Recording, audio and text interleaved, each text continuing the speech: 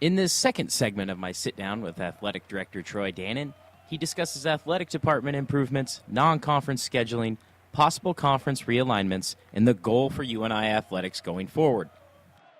Well, I figure athletics or athletic directors are judged in three ways. The faculty is going to judge us on how we do academically. And so we're constantly trying to improve our graduation rate, our GPA, anything we can do to make sure everybody's in class from that standpoint. My boss, Board of Regents, they judge me on the budget. Are we meeting our targets? Are we meeting our goals? Are we raising money like we need to raise? And so I'm always trying to raise the next dollar and find a way to raise the next dollar. And then the fans, the students, I think what they care about, are we winning games? Are we competitive? Are we doing something to make them proud of the university? And so, we're continuing to try to build upon the successes we've had. From a record standpoint this year, maybe we haven't elevated in record, but I would tell you I think we're better prepared for the next couple of years going forward to do just that. Sometimes you do take a little step back competitively or record-wise. We've been competitive in most of the games, we just haven't won them. I like the way the schedule is set up. So you ask, what are we doing? I feel like those are the three areas which are measured, and if we're not doing something every day to try to improve in those three areas, we're going to fall behind. Panther athletic teams arguably played their toughest non-conference schedules in school history this season. Could top-notch non-conference opponents become a new standard for UNI athletics? I asked Troy. The number one objective in scheduling for men's basketball is, can we build a resume in the non-conference season to get us into the NCAA tournament if we don't win the conference tournament in St. Louis? And so that's where we start, is making sure we have the RPI.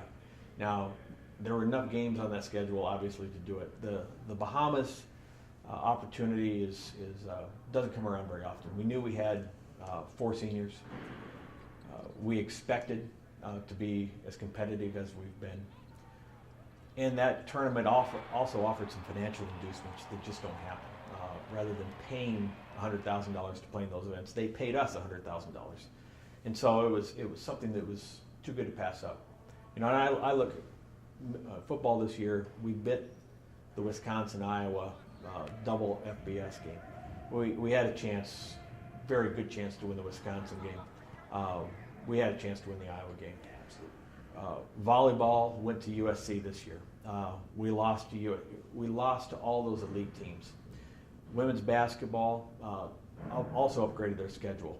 We were close. We beat North Carolina State, but we lost to most of those elite teams. Same things happened in men's basketball. So, unfortunately, we're 1 or 2 wins away from looking at ourselves completely differently this year across all sports. The fact of the matter is we just haven't beaten the teams that we decided to elevate our schedules and play. Lately, there's been no shortage of rumors about conference realignments and a potential move to FBS for the football team. I asked Troy to provide any information he may have on the subjects. Well, I think the first thing we're going to see is the conference question answered. What the Catholic 7 ultimately does. I'm expecting in the month of February for the Catholic 7 to line itself with the television network. And my prediction is if they line themselves with ESPN, they're going to stay at 10 schools, and thus I don't see the Valley being affected. If they align with Fox, which I think is a distinct possibility, I think they pursue more schools to have more games, to create more television inventory, which means Creighton is likely in play. And so if that happens, Creighton's made no secret. If that offer comes, they're gone. So I think we'll know in the next 30 days whether conference realignment is going to directly impact us. The ironic thing about conference realignment is there's only been 2 leagues in the country that have not been impacted by conference realignment yet. The Ivy League and the Missouri Valley Conference. The football question, I think the football question is going to play itself out over a little bit more time. The next president gets on campus, gets a chance to get his feet wet. Absolutely. The first candidate was pretty clear that he didn't see FBS football. But the next day when I met with him, he said, you'd have to convince me otherwise. Now, whether that financial argument is there to convince anybody, at the end of the day, the decision of FBS, FCS will be solely a financial decision and nothing more, nothing less. Lastly, I asked Troy what to expect from Northern Iowa athletics going forward. You talked about the year. I think the the athletic year is going to be defined by the culmination of the presidential search.